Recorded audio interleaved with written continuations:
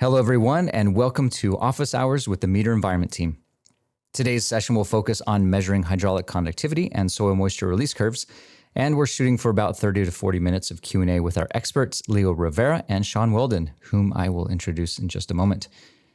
But before we start, one housekeeping item. If you're watching this video and you think you have a question you'd like to ask our science experts, we encourage you to submit your question on our website at metergroup.com, and then someone from our science and support team will get back to you with an answer via email. All right, with that out of the way, let's get started. Today, our panelists are application specialists Leo Rivera and Shaun Weldon. Leo is a research scientist and director of science engagement at Meter Group. He earned his bachelor's and master's degrees in soil science at Texas A&M University, where he helped to develop an infiltration system for measuring hydraulic conductivity used by the NRCS in Texas. Leo's the force behind application development in meters hydrology instrumentation, including the SATURO, HYPROP, and WP4C.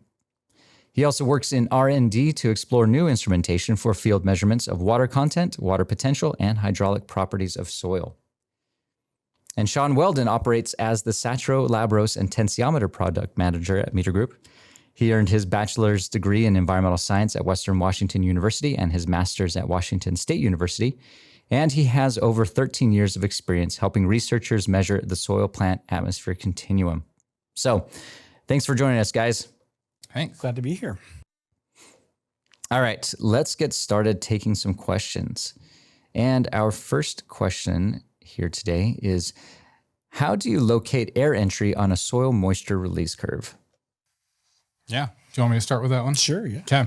Well, it's actually a pretty simple thing to look at. And if you ever look at a soil moisture release curve, you'll notice that it always starts off pretty flat where you see little to no change in water potential, even though the water content is starting to decrease. And then all of a sudden, you're going to start to see a drop off in that curve. Sometimes that drop off might be really steep, or it might be kind of a gradual drop off. But that point at which that drop off occurs is what we call the air entry point for soil. And that's what, when that air entry occurs, that's what actually allows for the water potential to start to actually change as the water content is changing. So that's kind of the basic context of how you find that.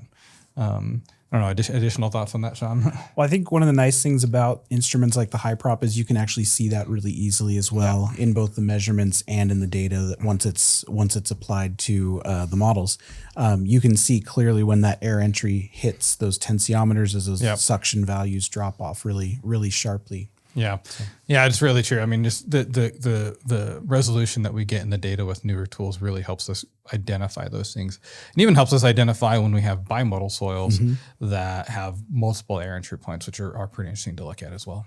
Next question, how can soil moisture release curve data be used to interpret the changes in soil moisture behavior in forest soils affected by wildfires?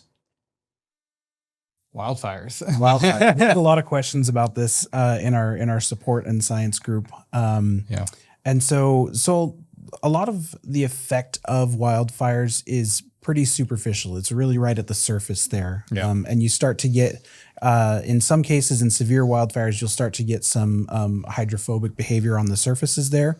But the soil moisture behavior itself below that surface doesn't change a whole lot. It's just that organic material on the surface that really gets changed in these wildfires. So I think one of the main things that you'll notice is a difference in that infiltration, that initial infiltration. But the deeper soil behavior tends to stay fairly similar. Yeah, I mean, it really depends on the intensity of the burn, of course. I mean, in some cases, you can get permanent changes to the actual soil makeup where clay minerals get bound and things like that just due to the high heat that occurs, which in that case, that could affect what the retention properties look like. But even then, it's still very much so at the surface. I think tools that are even more useful when trying to look at soils affected by wildfires is actually looking at how they infiltrate water and whether they become hydrophobic. And things like that. And that's where using tools like the mini disc infiltrometer and the SATURO are helpful, because really one of the biggest risks after a wildfire is is high runoff events or that can cause mud and debris flows, because oftentimes what happens is sometimes you get a wildfire that comes through and then you have some intense rainstorm event that comes shortly after. And we've seen this time and time again where you get these severe runoff events that occur that cause massive debris flows and things that have affected towns and people. So that's really I think the more important measurement to look at. Yeah. All right, next question. Can we extrapolate the curves of the SMRC for deeper depths? For example, 10 or 20 foot depths? Yeah, this is an interesting question. I don't know. I think it depends on what your goal is. If your soil is consistent down to those depths, which that would be pretty consistent, then sure, you could do some extrapolation, but it's not something I would typically recommend doing, because as you go to deeper depths, your soil is likely to change. And so really what you need to do is characterize the properties for that soil at those depths. Yeah. And I think even if the soil type remains the same, you're going to have different effects like compaction. You're going to have lack of pores that you might have at the surface. Yeah. So it is going to behave differently. So that's something that you'll need to consider as you're looking at this as well. Yeah. So yeah, I would definitely avoid trying to extrapolate down to deeper depths, but characterizing those samples is what you need to do, because you need to understand the whole profile and what that looks like. Yeah. All right. This next individual is asking, how high is the impact of evaporation rate in the evaporation method? Yeah. Well, I mean, really the big impact, right, Shaun, is that it speeds up the measurement. Yeah. But I think one of the things you want to avoid is having an evaporation rate that is so high that it violates some of the assumptions in the measurement. And the biggest one being that you're in phase 1 evaporation, which means you have a constant evaporation rate from the sample throughout the time of the measurement. Because once you go beyond that, then some of the principles behind the measurement are no longer valid. Yeah, and that's a topic that we discuss a lot with customers when they call in asking about specifically HYPROP, is ways that they can speed up that measurement, because it does take a while. But keeping that constant rate is really, really important, and also making sure that you're not introducing other sources of error by trying to speed that up. Things like vibration or heat. Can really change the way that measurement plays out and can cause some bad data. Yep, exactly. Yeah, the thing I always, if you can bring down the humidity around the sample, that'll help increase that boundary layer conductance in a rate that is still within the assumptions of the measurement. Yeah. And in many cases, you can shorten your measurements within, in most samples, if you really can draw that moisture down, you can get it down to a 2 or 3 day measurement. Yeah. So, yeah. This next person says that they work with soil surfactants and is asking if it's better to use water potential or water content to test the effect of their surfactants. Yeah. I think both are important. Yeah, I was going to say that I think just like with any soil sample, any measurement you're taking, and using both is going to be important. I think that characterizing that soil first before with both of these, and then characterizing it after with both measurements is going to give you the greatest impact and the greatest measurement of how those surfactants are impacting the soil that you're measuring. Yeah, exactly. So it's changing the wetting angle and how water penetrates and is bound on the surface of the minerals. And so it's definitely going to impact the soil moisture release curve. And so you want to understand that impact. I think Shaun is hit exactly right. You need to characterize the before and the after to really understand that. But also, I don't know how long many surfactants last in the soil, but I'm sure they will degrade over time, and their effect will degrade over time. All right. Is it possible to get a curve using the Taros 12 and Taros 21? Yeah, this is a great question. Yes, you can, but there are some caveats to this. So if you're trying to do this in a natural system, if you just plug these in out in the field, you're going to have to remember that you're not going to get that full range of wetting and drying in there. Very rarely is your soil going to get to that dry point that you can get in a lab setting. Right. And the saturation also probably isn't going to be super common unless you get very heavy or frequent rain events. Yeah. So in a natural system, you'll have to keep that in mind. If you're doing this in a lab setting, you can definitely get more control over it and get a better release curve. But you will also need to make sure that you're taking into account the volume of soil needed to get good readings with a Teros 12 in this case. The Teros 12 has a very large measurement volume, and so you're going to need to make sure that your sample is representative of that, so that you're not artificially depressing those values from the Teros 12. Yeah. Yeah, and when using the two together, the goal is to get some in situ soil moisture release curves. There's some keys to getting good measurements that way. Of course, co-location is critical, having the sensors installed near each other at the same depth. But the other, I think, more important part is actually how you use the data to get your retention curve, because, like Shaun said, things are very dynamic in the field, and so you need to understand that. So, a good example of this is we've done measurements in our fields where we have co-located sensors, and we've actually used those to generate soil moisture release curves. But the only data we use to generate that soil moisture release curve is a prolonged drying period, where we start close to saturation or wet enough and let it, and we've had enough of a drying period where there's no new moisture coming into the system, because when you get that, things are much more dynamic, so it's hard to get a good retention curve that way. But if you do get those periods, you can get actually really nice retention curves that way from in situ measurements. But like Shaun said, there's definitely differences between lab and field measurements. But I think it's a great tool to use. And what's nice is you can look at changes over time if you look at the data right and aren't trying to use wetting data where there's some slight differences between the rates and the sensors to try and do your soil moisture release curves. But they can be really powerful tools when combined together. Okay. And speaking of lab work, and as a follow-up to that, how can the HYPROP be combined with Teros sensors to extend the soil moisture release curve into the drier ranges? Yeah, I mean, there's a couple ways I look at that, and I'd like to get Shaun's take on this. But, like Shaun said, we don't always get the full range in the field.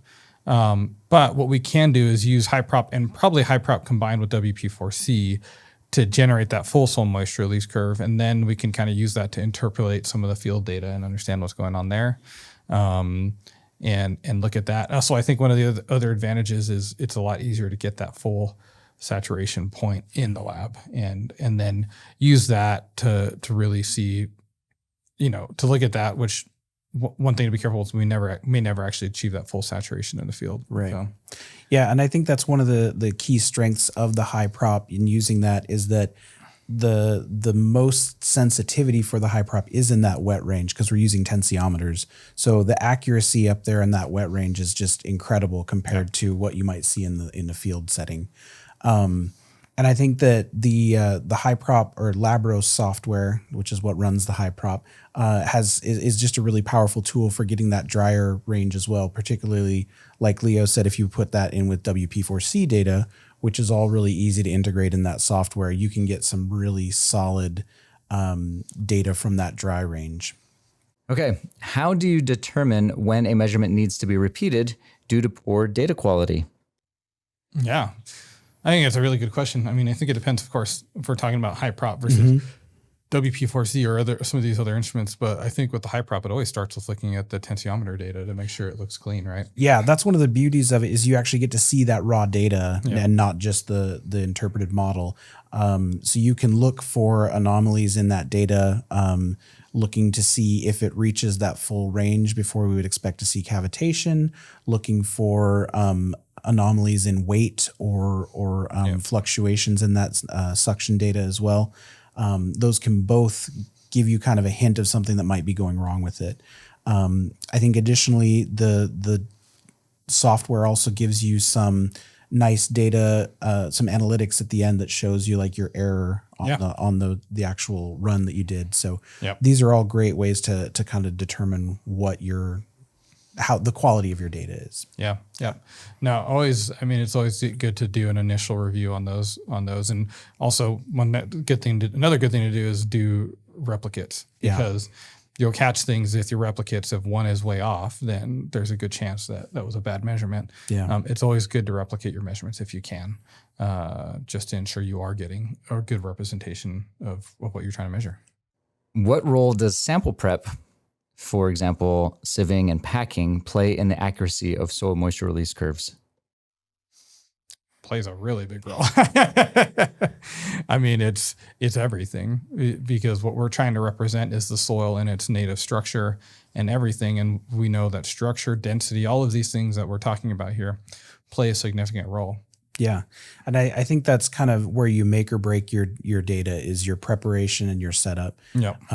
So even beyond sample preparation is degassing your water, is making sure that your sensor has good contact with your sample. Yep. These things are all going to really make or break that data that you're getting from our instruments. Yeah. No, I always recommend intact samples if possible, because then you'll have the native structure from the field. And if you can't do that, then try to approximate the bulk density as closely as possible. Try not to remove any organics, things like that, because those all play a role. So the better you can represent the field conditions, the better your measurement's going to be. Yeah. All right, next question. What insights can be gained by combining SMRC data with continuous field measurements from soil moisture sensors? Yeah, I mean, I think this is, where soil moisture release curves are such a powerful tool, especially if you don't have in situ water potential data, is we can use that soil moisture release curve to interpret what the water potential is from that water content data. Yeah, and I think it's really important because this is kind of where that laboratory versus field kind of meets each other. We can have this nice controlled data from a lab setting, and then we can see how that's really playing out in a larger field where there are conditions that are not as ideal to taking measurements as there are as like a lab setting. So we can really kind of see how well that matches up with what we're seeing in the field. Yep. All right, moving on to the next one. How do dual porosity soils, for example, aggregated clays, affect the interpretation of soil moisture release curves? Well, the way I look at them, it's not necessarily the interpretation of the curve, but it's just how they affect the curve in general. And really, it's probably actually how they affect what model you use to fit that curve. Because typically with dual porosity soils, we wind up with what's called a bimodal soil moisture release curve. And like I hit on earlier, sometimes you'll see a soil moisture release curve where you have a second air entry point. That's due to these dual porosity soils. It really, what it affects is how we try to fit that, because certain models can't fit bimodal soils very well. And so you need to use a proper model for that. Yeah, and luckily these are fairly easy to see. Like you said, you can see that second air entry point. And when you're fitting it to models in things like the Labros Soil View software, you can see that it doesn't have as good a fit, and it's really easy to then change it from a standard model to a bimodal model right in there. Yeah. Yeah. But I think this stuff is super cool because, some of the things we don't think about with bimodal soils is actually how it impacts water movement through the soil. One of a good example of this is a research project we worked on a while back where we were looking at some soilless media that the plants were not performing as well in. And what we found with that is it was because this soil was dual porosity or had this bimodal relationship, and it was actually limiting how water was moving back towards the roots, which was causing the plant distress at water potentials that you typically wouldn't expect to see. And we wouldn't have seen that with traditional methods. Yeah. And so this is the things that make me excited for the tools that we have now, is we can really dive into detail of how this soil is behaving. All right, next question. Can HYPROP measurements be reliably scaled up from lab cores to field conditions? And if so, how? I'm going to give my favorite answer here and say it kind of depends, which nobody likes that answer, but it does kind of depend. And it depends on a couple of things. It depends on how uniform your soil is. So how good of a representation that lab sample is of the surrounding soils. And you're also going to need to kind of remember that when we're doing it in the lab, it's a very constrained small sample. Yep. And when you're doing it out in the field, there's other interactions with the lower soil layers, with neighboring soil layers, that's going to affect the way that behaves in the field rather than in a lab sample. So it's going to give you a great understanding of the basic behavior of that soil, but there's definitely going to be interactions in a field condition that's going to change how that's going to behave overall. Yeah.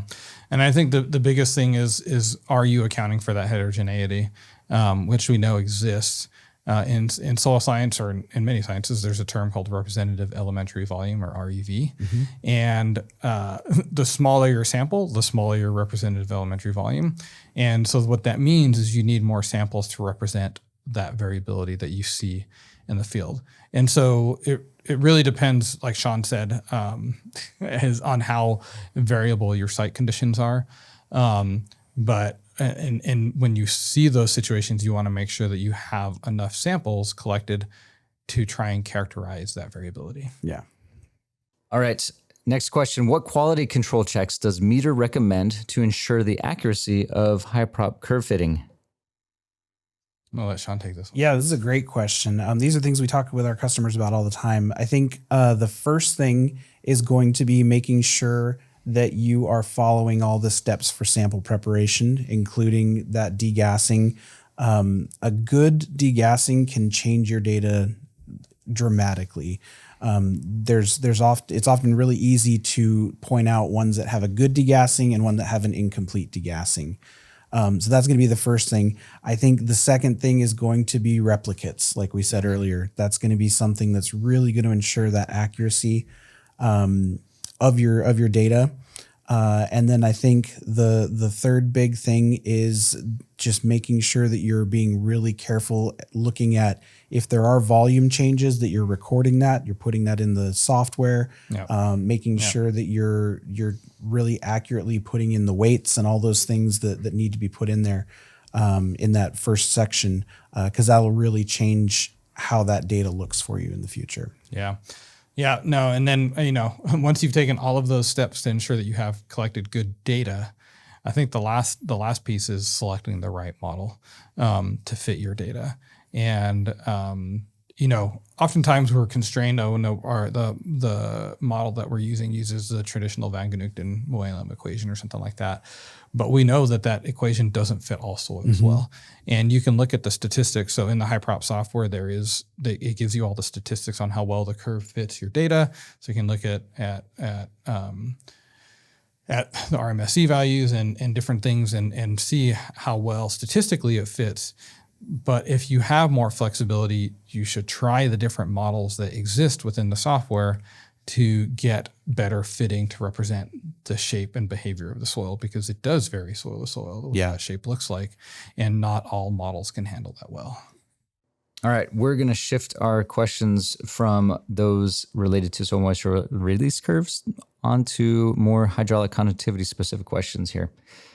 All right, this first one is asking, how is the KFS error estimation calculated by the SATURO?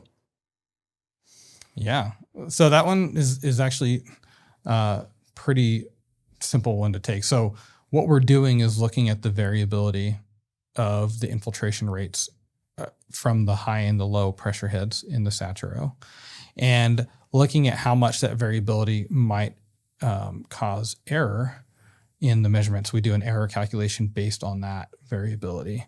And then from there, we say, okay, that we try to give that to you as a kind of a confidence value, like, okay, there wasn't as much error, so our KFS error value is lower.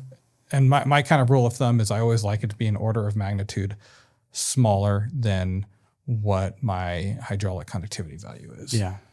Yeah, and just like your hydraulic conductivity value, this is only calculated for the last pressure cycle, high and low pressure cycle, because we want it to reach that semi-steady state. Yeah.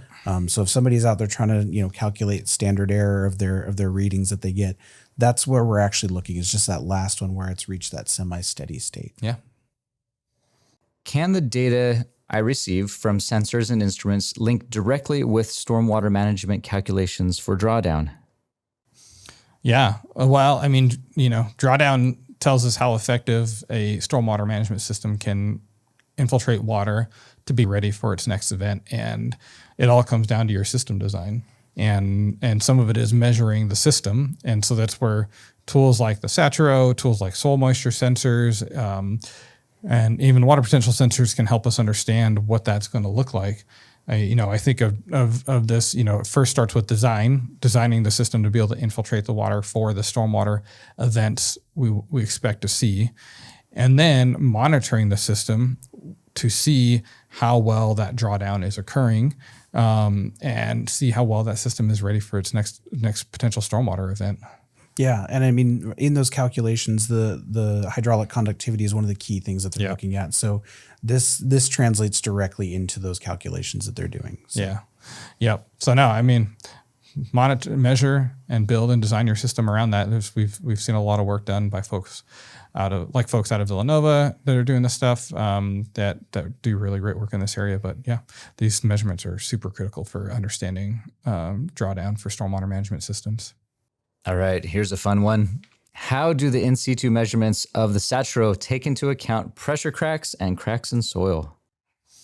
Yeah, that's a good question. I'm actually not familiar with what they mean by pressure cracks, but cracks in soil exist. Yeah, and that's just a part of the natural structure of the soil, and that's what we're trying to measure.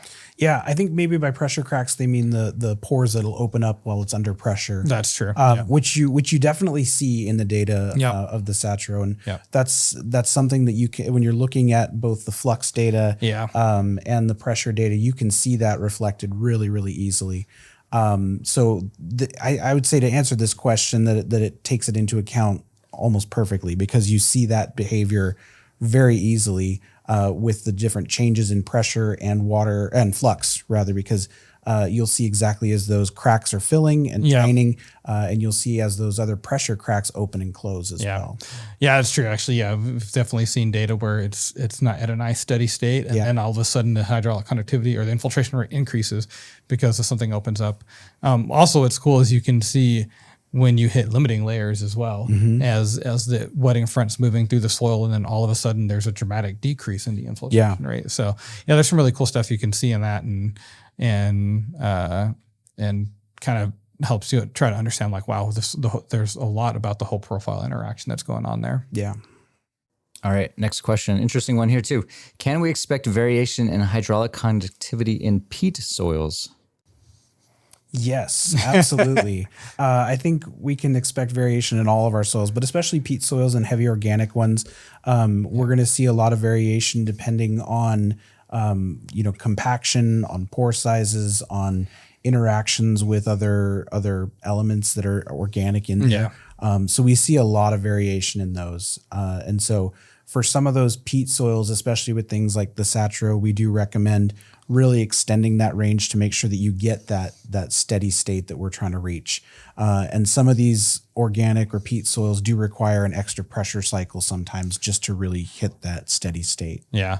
And peaty soils are not any less susceptible to heterogeneity than other soils. Yeah. So for sure, we can see variation across the site, especially depending on just how those soils form and all of these things. So it's something that you have to measure and characterize and try to understand.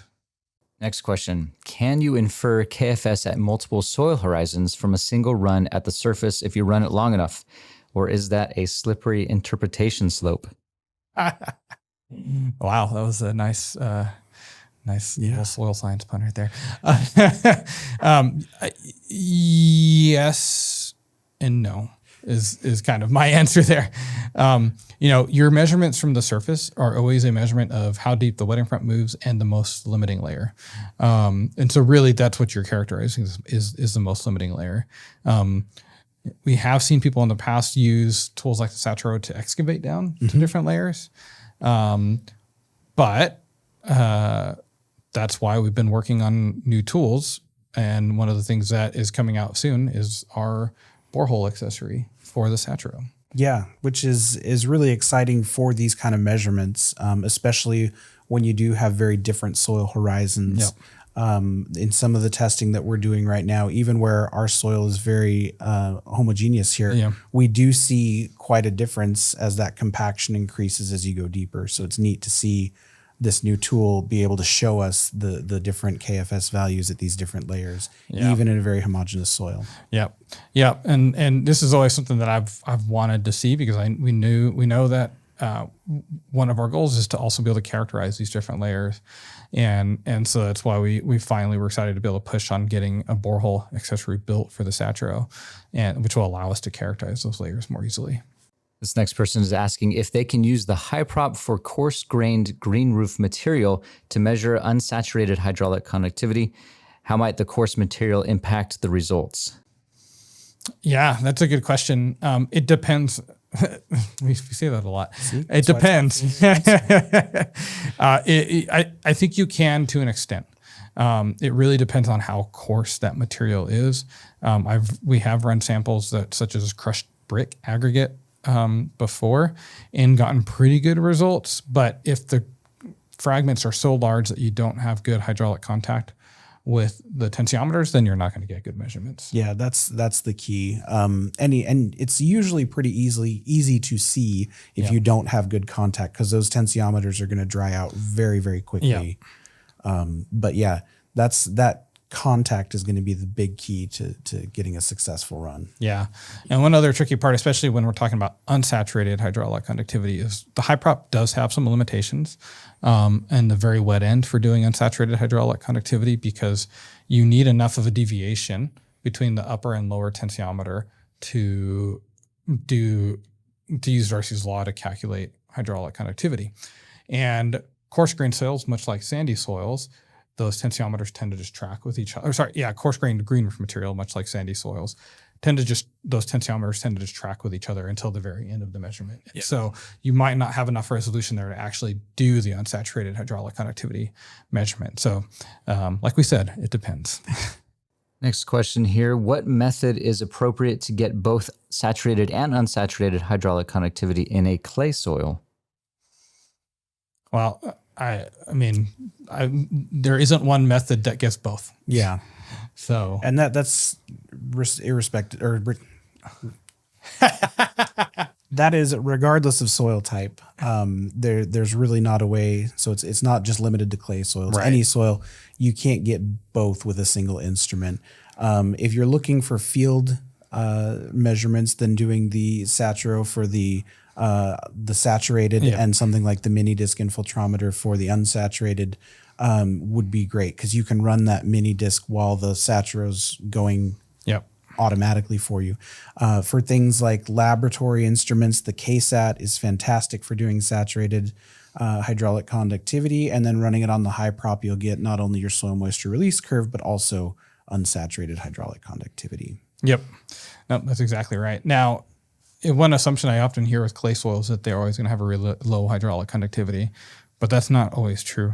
Clay soils can have really strong structure and infiltrate just as much water as some other soils, depending on how well structured they are. So there's not necessarily a range limitation on some methods. Now, in really compacted clay soils, it is possible that some of these instruments, like the SATURO, might not actually. You would have to run out measurements for 24 hours to get measurements in some of those soils. And it's something, say that a hydraulic conductivity is slower than 10 to the minus 7 centimeters per second, might be a bit of a limitation there.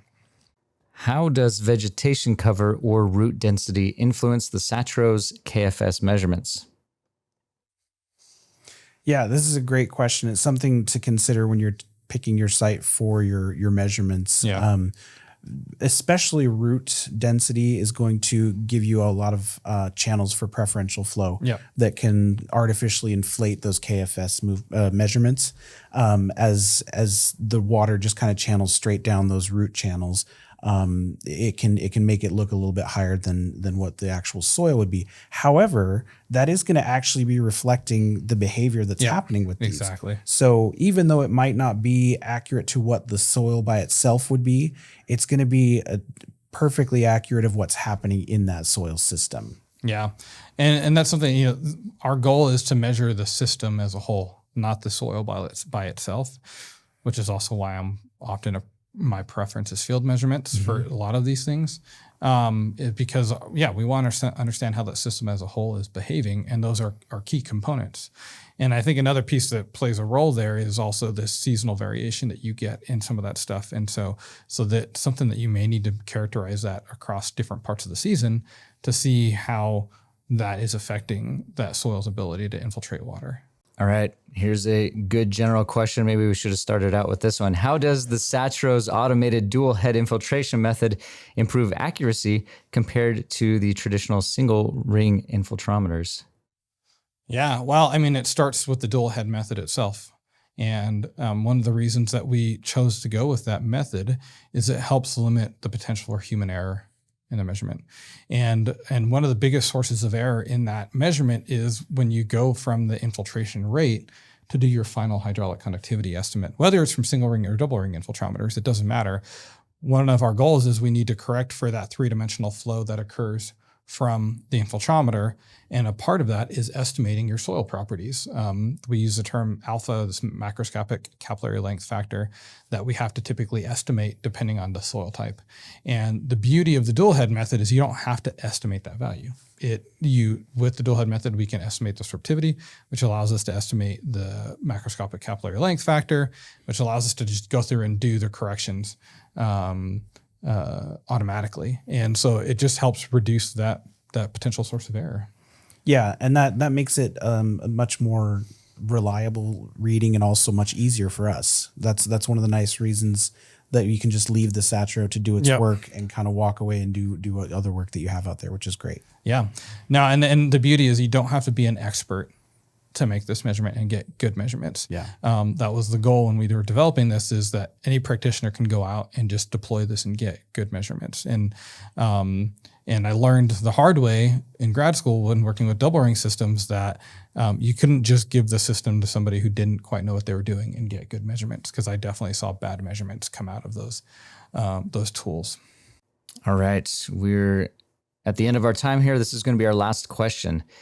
And they are asking, can the SATURO be used effectively in highly permeable soils like sandy soils where infiltration rates are very high? Absolutely. To a point, yes, it can. We've done measurements in some incredibly sandy soils when we were doing development, and also with some partners that we've worked with that are in very, very sandy soils. And the SATURO does a great job. The measurement range that we have it spec'd up to is about 115 centimeters per hour, which is a pretty high infiltration rate. And at that point, it keeps up incredibly well.